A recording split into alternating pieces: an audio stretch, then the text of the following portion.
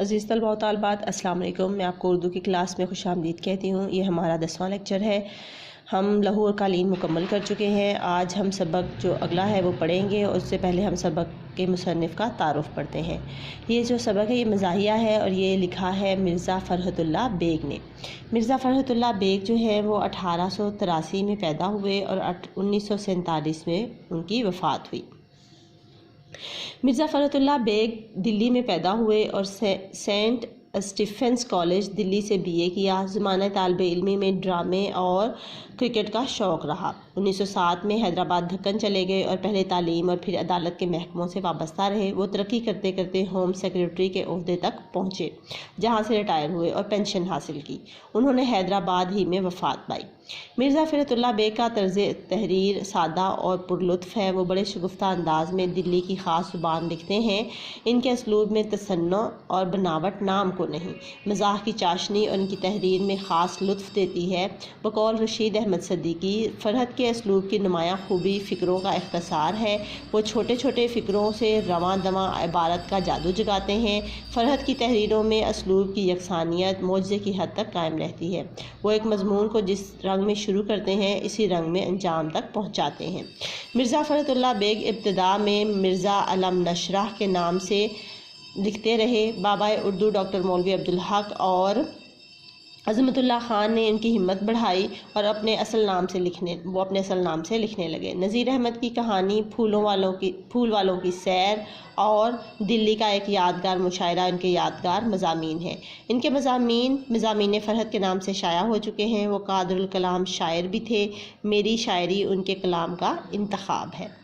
इसमें से जो अहम जो नुकात हैं उसको आप अंडरलाइन कर लें, जैसे वो जहाँ से उन्होंने तालीम हासिल की और वो कहाँ पैदा हुए, ठीक है, और उनकी जो है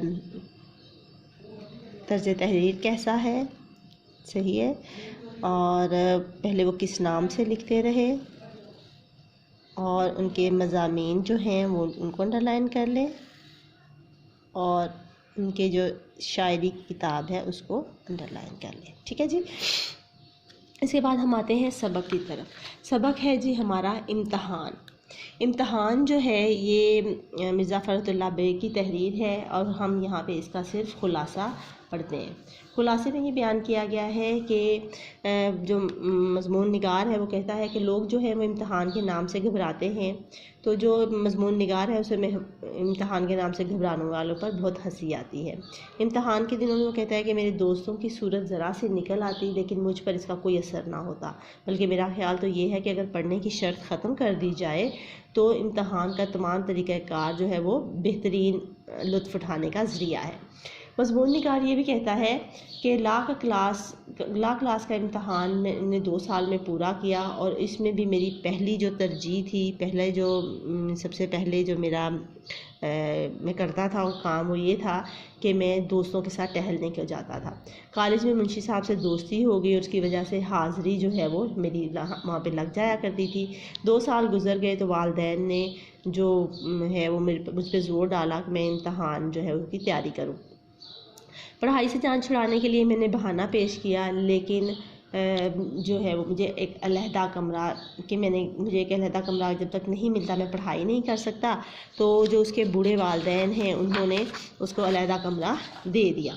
अब उसने क्या किया, जो मज़मून निगार है उसने यूँ किया कि वो शाम को एक अलहदा कमरे में चला जाता, लैंप रोशन करता और शाम 7 बजे सो जाता और सुबह 9 बजे उठता।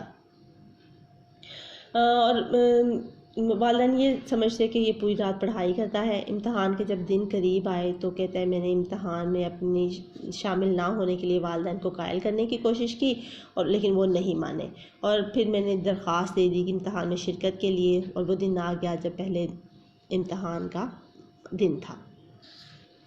इम्तहानी कमरे में कहता है मुझे सिर्फ ये उम्मीद थी कि इमदाद गैबी होगी, मतलब मुझे गैब से इमदाद मिल जाएगी और पर्चों की उलट फेर जो है वो उससे कामयाबी मुझे मिल सकती थी। जब पर्चा तकसीम हुआ तो मुझे ये भी मालूम ना था कि ये किस मज़मून का पर्चा है।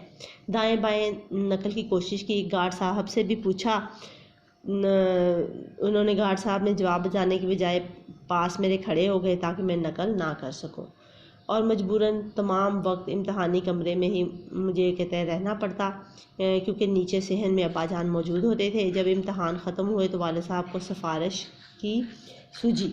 उन्होंने एक मुम्तहन तक मतलब रसाई भी हासिल कर ली, लेकिन मुम्तहन ने तमाम बात मजाक में डाल दी और वहाँ शर्मिंदगी की वजह से और किसी के पास जाने की हिम्मत ना हुई।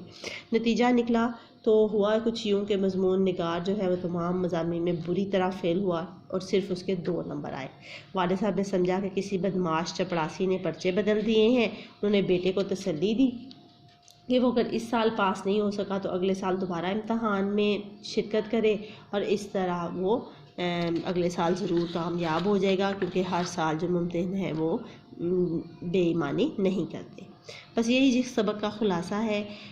मैं इस सबक के जो मुश्किल अल्फाज हैं उसके मानी साथ अटैच कर देती हूँ, आपने उसे बुक पर लिख लेना है। आज के लिए इतना ही। अल्लाह हाफिज़।